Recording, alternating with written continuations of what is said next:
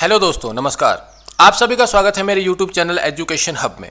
आज हम इस वीडियो में सीखने वाले हैं कि पाइथन का यूज़ कैसे करें। पाइथन का यूज़ हम 2 मोड्स में कर सकते हैं। मींस इंटरेक्टिव मोड, जिसमें हम कमांड लाइन यानी कि प्रॉम्प्ट के ऊपर जो है काम करने वाले हैं। दूसरा स्क्रिप्ट मोड, जिसमें हम IDLE means integrated development environment के ऊपर जो है काम करने वाले हैं। तो आइए शुरुआत करते हैं। सबसे पहले हम इंटरेक्टिव मोड, जिसमें हम कमांड लाइन के ऊपर जो है काम परफॉर्म करेंगे। मैंने विंडो की प्लस आर यहाँ पे प्रेस किया और CMD लिखा, यानी कि कमांड प्रॉम्प्ट हम यहाँ पे जो ओपन करने वाले हैं। हमारे सामने कमांड प्रॉम्प्ट कुछ इस प्रकार से ओपन हो जाएगा। हमने पाइथन में काम करना है, इसलिए यहाँ पे हमने लिखा py। जैसे हमने py लिखा, हमारे पास इस प्रकार से ट्रिपल ग्रेटर देन सिंबल के साथ जो है इस प्रकार कर्सर जो है हमारा अपीयर हो जाएगा। मीन्स अब हम जो है पाइथन के ऊपर जो है कमांड प्रॉम्प्ट के ऊपर काम कर रहे हैं। अगर हम कोई भी बिगनर पाइथन के ऊपर अगर काम कर रहा है तो उसके लिए सबसे सिंपल, सबसे इजी, कन्वीनियंट लैंग्वेज है ये। कोई भी जो नॉन बैकग्राउंड के साथ है प्रोग्रामिंग के साथ, वो भी इसके ऊपर जो है काम को आसानी से परफॉर्म कर सकता है। जैसे कि हमें कोई लाइन प्रिंट करनी है तो हम यहाँ पे लिखेंगे प्रिंट, ब्रैकेट लगाएंगे, डबल अपर कोटेशन मार्क के अंदर हमने लिख दिया हेलो विकास। बस एंटर करेंगे। ये देखिए हेलो विकास जो है आपका इस प्रकार से आ जाएगा।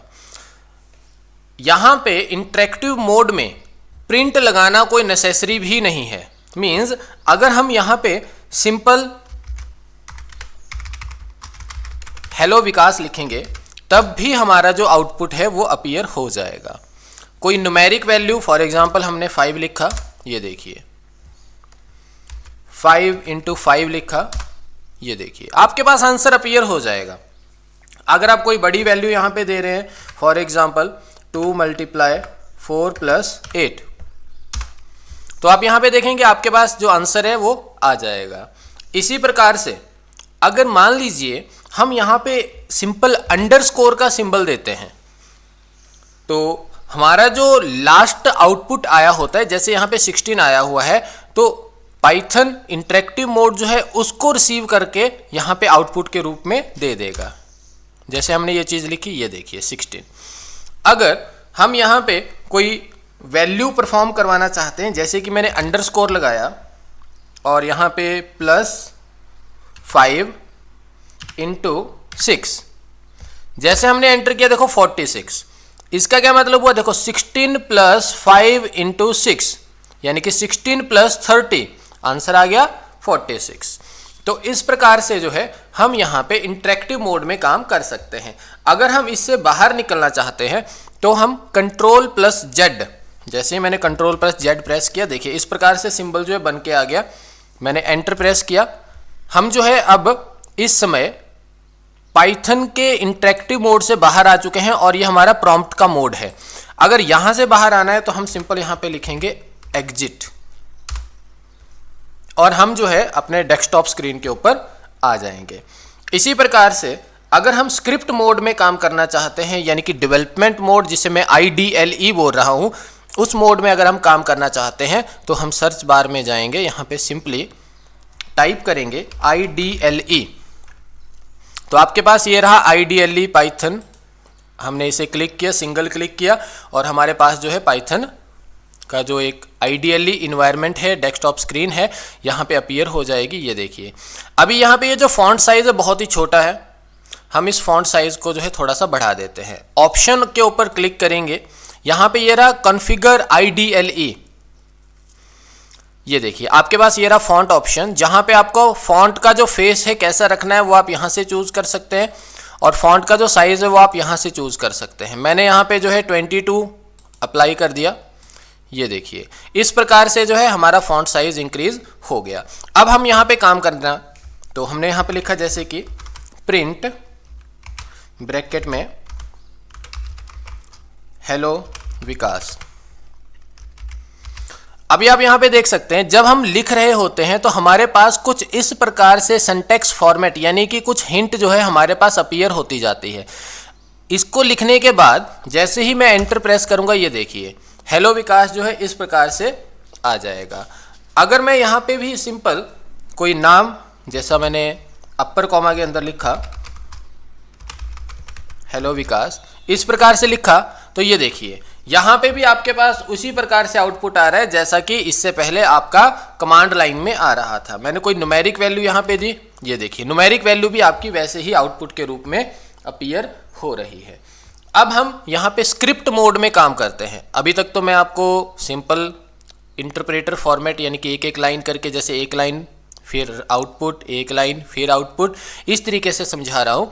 हम यहाँ पे फाइल ऑप्शन के ऊपर जाएंगे, न्यू, हमारे पास कुछ इस प्रकार से जो है स्क्रीन अपीयर हो जाएगी। मैं अगेन ऑप्शन के ऊपर गया, फॉन्ट साइज में थोड़ा सा और इंक्रीज कर देता हूँ, यहाँ पे मैंने 29 कर दिया, अप्लाई और ओके। अब हम यहाँ पे जैसे कि जो लाइनें मैंने वहाँ पे लिखी वही लाइनें मैं यहाँ पे लिखने वाला हूँ। प्रिंट ब्रैकेट में हेलो विकास, मैं किसी भी नंबर का जो है यहाँ पे प्रिंट लेना चाहता हूँ, मतलब आउटपुट लेना चाहता हूँ, तो मैं यहाँ पे लिख दूंगा प्रिंट 5 × 6। देखिए यहाँ पे आपको प्रिंट लिखना कंपलसरी है। अगर आप यहाँ पे प्रिंट नहीं लिखोगे तो आपका जो आउटपुट है वो आएगा नहीं। फॉर एग्जाम्पल मैं आपको वैसे समझा देता हूँ, जैसे मैंने यहाँ पे लिखा C = 3 × 5। मैं चाहता हूं कि C मेरा आउटपुट में आए। देखो मैंने यहाँ पे C लिखा, लेकिन अब ये मेरा आउटपुट में नहीं आएगा। मेरा जो आउटपुट आएगा वो सिर्फ इतना ही आने वाला है। प्रोग्राम लिखने के बाद हम इस प्रोग्राम को सेव करेंगे। फाइल ऑप्शन के ऊपर क्लिक किया, यहाँ पे आप देखेंगे सेव, ओके, आपकी फाइल सेव हो गई। आप इसको कोई भी नाम दे दें, मैंने इसको नाम दे दिया hello.py, सेव। अब हम इसे रन करने वाले हैं। ये आपके पास रन ऑप्शन है, आप यहाँ पे क्लिक करेंगे और ये रहा आपके पास रन मॉड्यूल। देखिए यहाँ पे शॉर्टकट की भी दी है, आप अगर F5 प्रेस करेंगे तब भी आपका जो प्रोग्राम है डायरेक्टली रन हो जाएगा। तो F5 या रन, देखिए तो हमारा जो प्रोग्राम था वो ये था hello.py, और उसमें जो पहली लाइन थी उसका जो आउटपुट है वो ये रहा।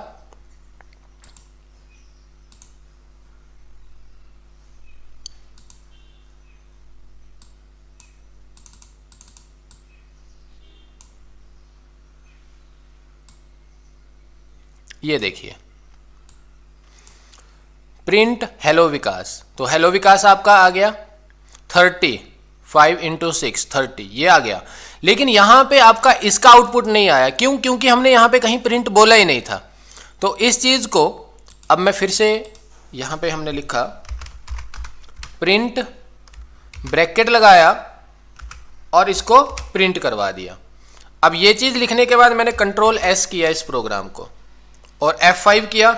जैसे मैंने F5 करना तो ये देखिए हेलो विकास 30 15, जो 15 आया है आपका आउटपुट वो आपके इस प्रोग्राम का है, यानी कि इसका है।